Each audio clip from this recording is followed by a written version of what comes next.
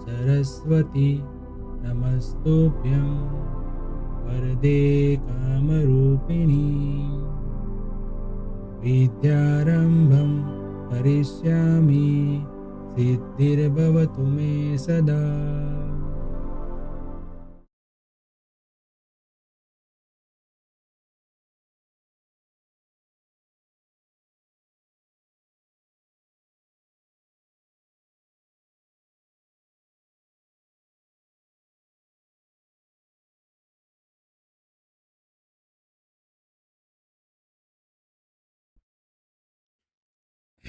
Hello everyone, welcome to मंत्री learning.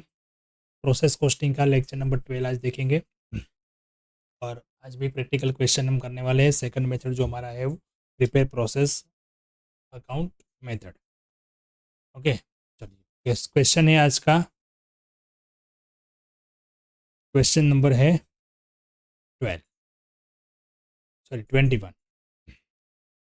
Question number है 21। The product of Samarth limited passes through 3 processes before it is transferred to finished stock. Samarth limited उसके 3 process है, process 1, 2 और 3। Following is the information regarding the production, prepare all the process accounts and other necessary account. इसका meaning क्या होता है? Other necessary account का meaning होता है अगर आपके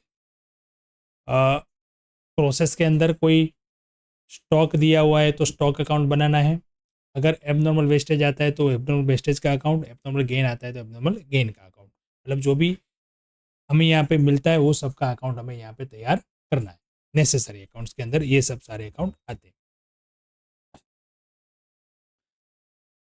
also show cost per unit at the end of each process. हर एक प्रोसेस का हमें पर यूनिट कॉस्ट भी निकाल के देना है।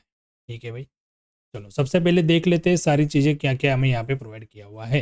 तो यूनिट इंट्रोड्यूस एट 25.25 पर 20 यूनिट, नॉट 1 यूनिट। ये 1 यूनिट की प्राइस नहीं है, 20 यूनिट का प्राइस है बराबर। और यूनिट कितने हैं? 40,000। तो हमें यहाँ पे फाइंड करना है 40,000 की वैल्यू कितनी रहेगी बराबर। तो ये ध्यान रखना है कि जो प्राइस जो दी है वो 1 यूनिट का नहीं दिया है, वो कितने यूनिट का दिया है? 20 यूनिट्स का। ठीक है, अब उसके बाद में क्या दिया है? तो डायरेक्ट लेबर जो है यहाँ पे टोटल अमाउंट नहीं दी है। डायरेक्ट लेबर में भी कुछ अलग से डिटेल दिया है। क्या दिया है? डायरेक्ट लेबर में पर यूनिट इंट्रोड्यूस, यानी कि 1 यूनिट का कॉस्ट दिया है। ये जितने भी यूनिट यहाँ पे इंट्रोड्यूस किए उसके तीनों प्रोसेस में इस तरीके से दिए। ओके, डायरेक्ट एक्सपेंस की टोटल वैल्यू दे दी है। इनडायरेक्ट एक्सपेंस यानी परसेंटेज ऑन डायरेक्ट लेबर जितनी आएगी उसके परसेंटेज है इनडायरेक्ट एक्सपेंस। तीनों प्रोसेस में हमें यहाँ पे परसेंटेज दिए।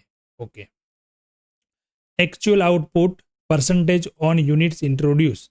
तो एक्चुअल आउटपुट के परसेंटेज है, जितने भी हमने इनपुट यूनिट किए हैं उसका परसेंटेज। बट प्रोसेस 1 में क्वेश्चन मार्क है, प्रोसेस 1 में यहाँ पे प्रोवाइड किया नहीं है, जो हमें फाइंड करना है। प्रोसेस 2 का है 88% और प्रोसेस 3 का जो है वो है यूनिट 31,500। उसमें सीधा यूनिट दे दिया है।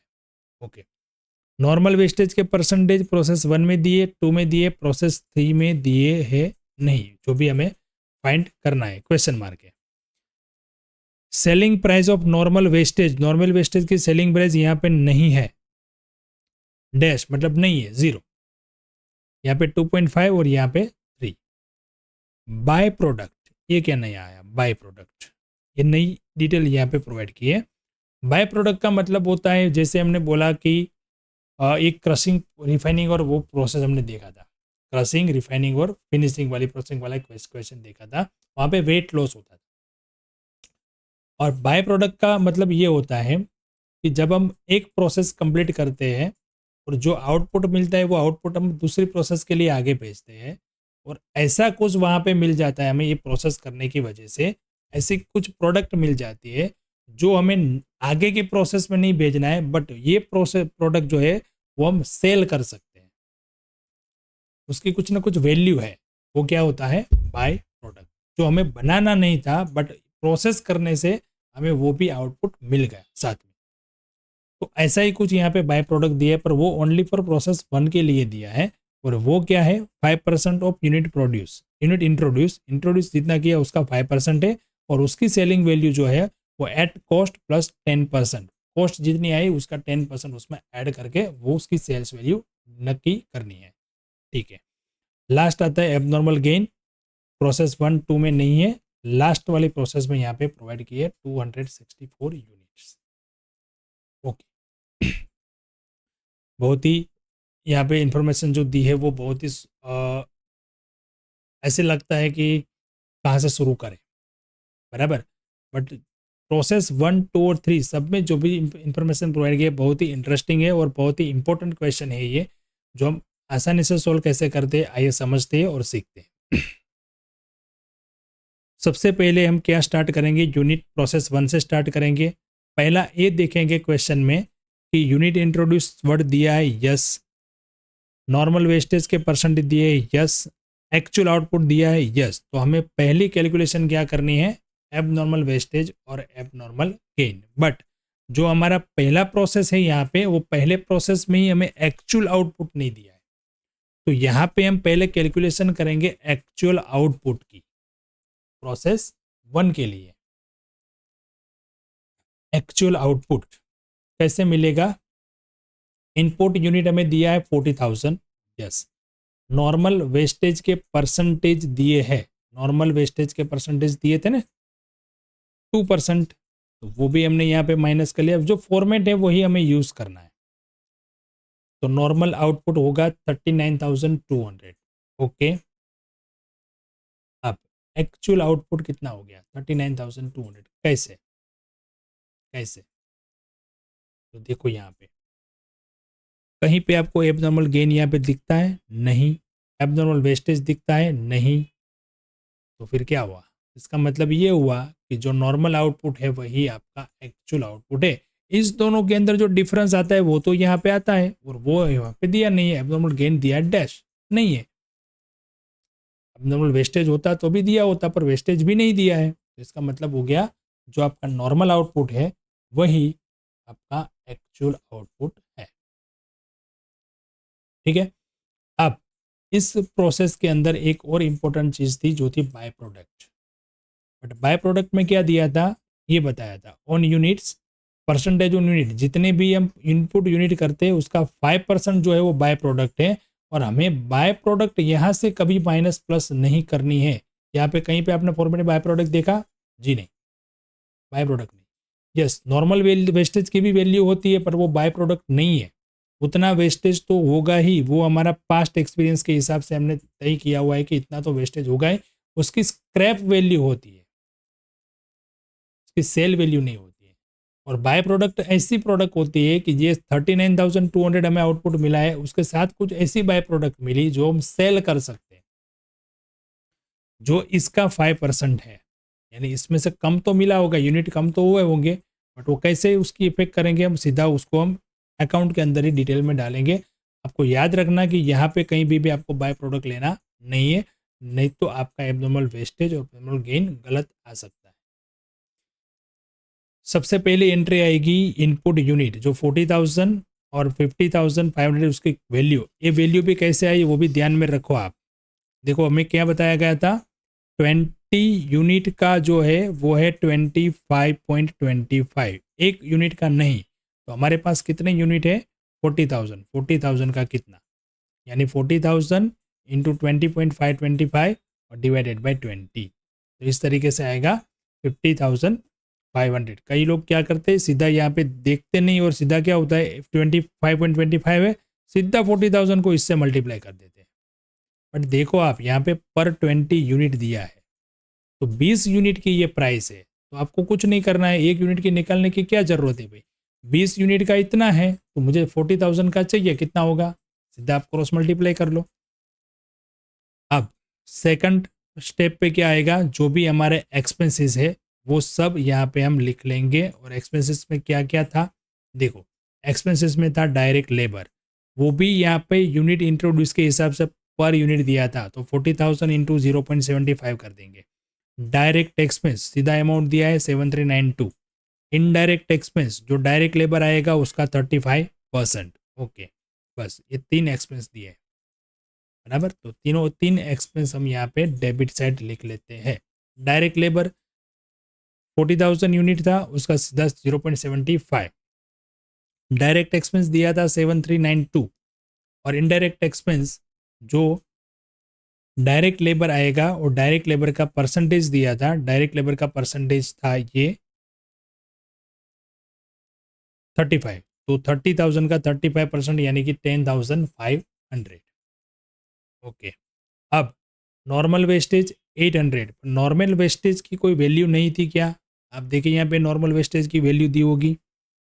Selling price of normal wastage देखो यहाँ पे डैश था, मतलब कोई वैल्यू है नहीं फॉर द प्रोसेस 1, प्रोसेस 2 और 3 में है, तो नॉर्मल वेस्टेज की कोई वैल्यू नहीं है, तो यहाँ पे लिख देंगे डैश। अब पर यूनिट कॉस्ट निकालेंगे। पर यूनिट कॉस्ट के लिए ये डेबिट साइड का जितना भी है वो हम टोटल कर लेंगे, जितने भी वैल्यू हमें यहाँ पे डेबिट साइड दी है उसका, बराबर। तो 98,392।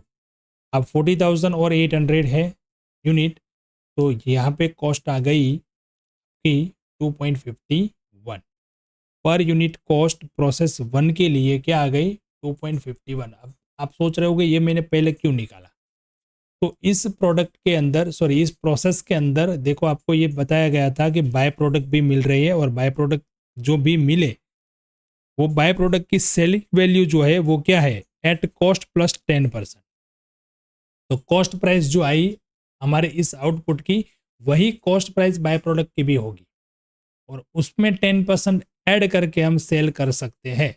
तो सेल्स वैल्यू उसकी फाइंड करने के लिए, और दूसरा क्वेश्चन में मुझे ये भी बताया गया था हमें कि आपको हर एक प्रोसेस की कॉस्ट भी फाइंड करनी है पर यूनिट कॉस्ट। तो ये 2.51 कॉस्ट आ गई। अब बाय प्रोडक्ट की एंट्री करते हैं यहाँ पे क्रेडिट साइड। 40,000 का 5% बाय प्रोडक्ट रहेगा, यानी 2,000 आएगा, और 2,000 का 2.51 यानी उसकी वैल्यू आ गई 5,020। जो प्रोसेस बी में ट्रांसफर नहीं होगा, प्रोसेस 2 में ट्रांसफर नहीं होगा, ये बाय प्रोडक्ट है 2,000 यूनिट, तो सीधा यहाँ से सेल हो जाए।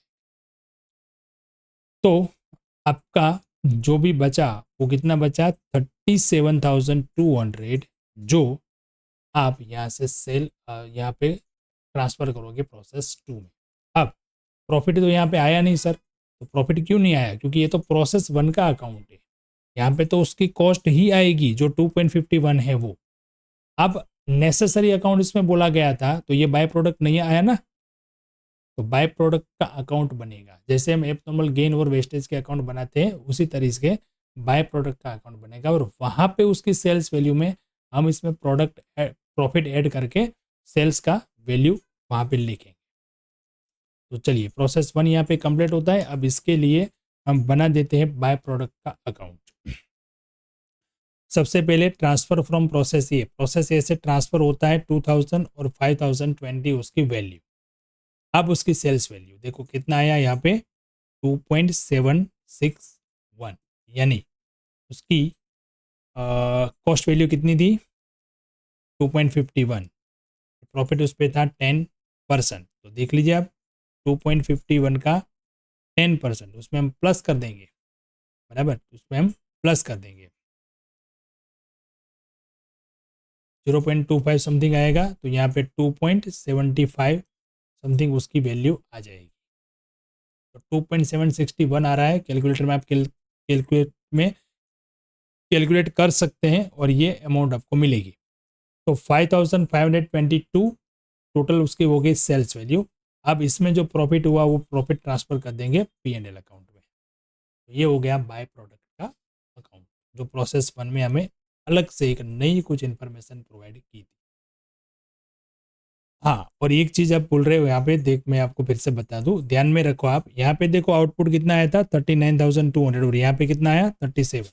क्यों? क्योंकि 2,000 थी वो बाय प्रोडक्ट में हमने ट्रांसफर कर दिया, और यहाँ पे हमें कहीं पे भी बाय प्रोडक्ट माइनस करना नहीं है। वो बाय प्रोडक्ट का मतलब ये है कि वो ऐसे यूनिट है जो हमने इस प्रोसेस की, वो प्रोसेस उस पर हुई है, बट वो प्रोसेस 2 में भेजने जैसे नहीं है, हमारे आगे के प्रोसेस करने के लिए नहीं है। हम उसको यहाँ से ही सेल कर सकते हैं, और सेल ऐसे कर सकते हैं कि स्क्रैप के बगैर, मतलब उसमें प्रॉफिट ऐड करके भी सेल कर सकते हैं। देखो प्रॉफिट ऐड किया ना 10%, तो इसलिए हम उसको बोलते हैं बाय प्रोडक्ट, वेस्टेज नहीं बोलते। तो उसकी यहाँ पे यूनिट के कैलकुलेशन में हमें कहीं पे भी कुछ करना नहीं है। वेस्टेज और एबनॉर्मल वेस्टेज क्या होता है? वेस्टेज ये होता है कि हम उसको स्क्रैप के भाव में सेल कर सकते हैं, उसकी कुछ वैल्यू मिल भी सकती है, नहीं भी मिल सकती है। देखो यहाँ पर कहाँ है, नहीं है ना वैल्यू, मिले भी सही और ना भी मिले, बट उतने यूनिट कम हो रहे हैं, बराबर। और एबनॉर्मल वेस्टेज और गेन तो क्या है, वो हमारा एक्चुअल आउटपुट और नॉर्मल आउटपुट का बीच का डिफरेंस है। वो क्या रीजन से हुआ वो पता नहीं है। अगर कम आ रहा है तो वो वेस्टेज है, और ज़्यादा आ रहा है तो वो गेन है, बराबर। तो आपको ये ध्यान में रखना है। बाय प्रोडक्ट का कंसेप्ट हमने यहाँ पे क्लियर किया। चलिए नेक्स्ट चलते हैं आगे प्रोसेस 2 की तरफ। प्रोसेस 2 का कैलकुलेशन करते हैं। देखो यहाँ पे भी कितने आए, 37,200। डायरेक्टली 939 नहीं लिखना है।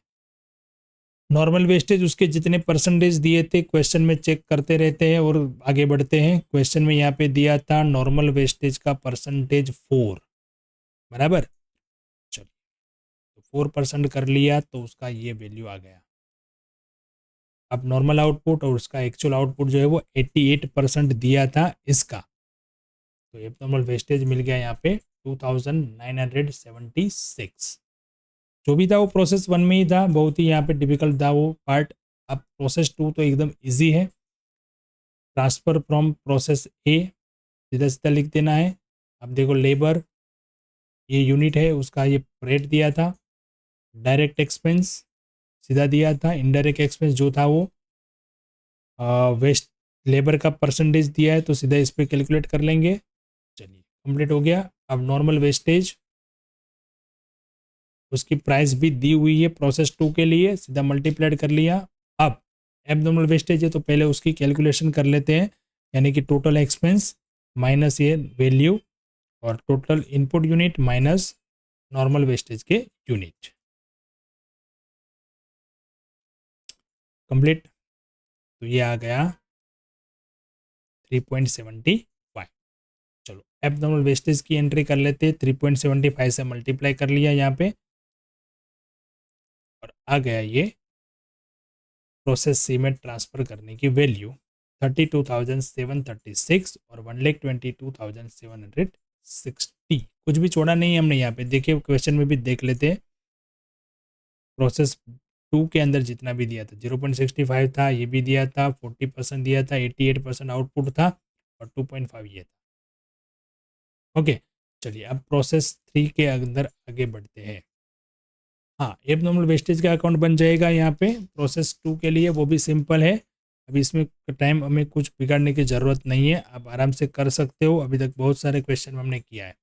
ट्रांसफ़र एक में से आएगा, यहाँ पे एबनॉर्मल वेस्टेज का अकाउंट है तो वहाँ पे क्रेडिट हुआ, यहाँ पे डेबिट, और उसकी जो है नॉर्मल वेस्टेज की वैल्यू से हम यहाँ पे क्रेडिट साइड लिखेंगे सेल्स, और डिफरेंस जो आएगा वो हो जाएगा लॉस। इस साइड आता है तो लॉस, और डेबिट साइड आता है तो ये प्रॉफिट होता है। बहुत ही सिंपल है वेस्टेज और गेन का अकाउंट। चलो हाँ, तो अब प्रोसेस 3 के अंदर पहले क्वेश्चन में देखते हैं क्या यहाँ पे इंपॉर्टेंट चीज़ थी। देखो इनपुट यूनिट तो प्रोसेस 2 में से जो आएगा वो नॉर्मल वेस्टेज के परसेंटेज दिए नहीं है, बट एक्चुअल आउटपुट दिया हुआ है, और एबनॉर्मल गेन भी दिया हुआ है। यानी कि हम पहला जो है फॉर्मेट कंप्लीट करके नॉर्मल वेस्टेज फाइंड कर सकते हैं। कैसे? चलो ये तो इनपुट हो गया। अब एक्चुअल आउटपुट ये दिया था, और एबनॉर्मल गेन जो है -264 आएगा। अब यहाँ से हम वापस जाएंगे यहाँ पे, तो -264 आने के लिए इसको हमें 31,500 में से माइनस करना पड़ेगा, तब हमें यहाँ पे ये मिलेगा।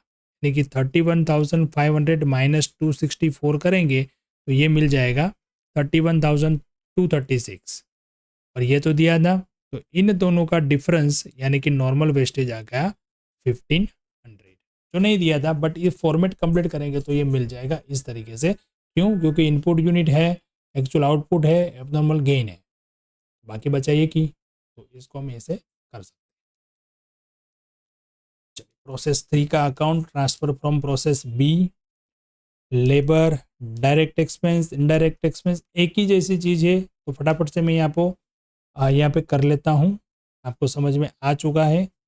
1500 इंटू 3 उसकी वैल्यू है। पर यूनिट कॉस्ट भी इस तरीके से हम फाइंड कर सकते हैं। यहाँ पे टोटल डेबिट साइड जो है वो है, क्रेडिट साइड जो है माइनस कर लेंगे 5 रुपीज़। तो एबनॉर्मल गेन है तो यह आ गया debit side, transfer to finish stock account. अब एबनॉर्मल गेन का अकाउंट, वहाँ पे कहाँ लिखा था डेबिट, तो यहाँ पे आएगा क्रेडिट साइड, और उसकी सेल वैल्यू यहाँ पे शॉर्टफॉल इन सेल लिखेंगे, और यहाँ पे हो जाएगा प्रॉफिट बाय 28। तो बहुत ही इंपॉर्टेंट क्वेश्चन था जो हमने इसीलिए यहाँ पे कंप्लीट करने की कोशिश की। आपको आशा है कि आपको समझ में आया होगा, बराबर है। तो अभी और भी एक दो क्वेश्चन इस चैप्टर के हमें करने हैं, तो इसके लिए और भी एक दो लेक्चर लगेंगे, तो आप देखते रहिए। मिलते हैं नेक्स्ट लेक्चर में नए और एक क्वेश्चन के, इंपॉर्टेंट क्वेश्चन के साथ। तब तक के लिए आप इसी टाइप के क्वेश्चन जो है वो उसकी प्रैक्टिस करिए, और जो भी क्वेश्चन आप कर रहे हो उसमें कोई क्वेरी है, कुछ भी आपको नहीं समझ में आ रहा है, कुछ भी आपको क्वेश्चन है, तो आप कमेंट बॉक्स में क्वेश्चन कर सकते हैं। Okay friends, thank you.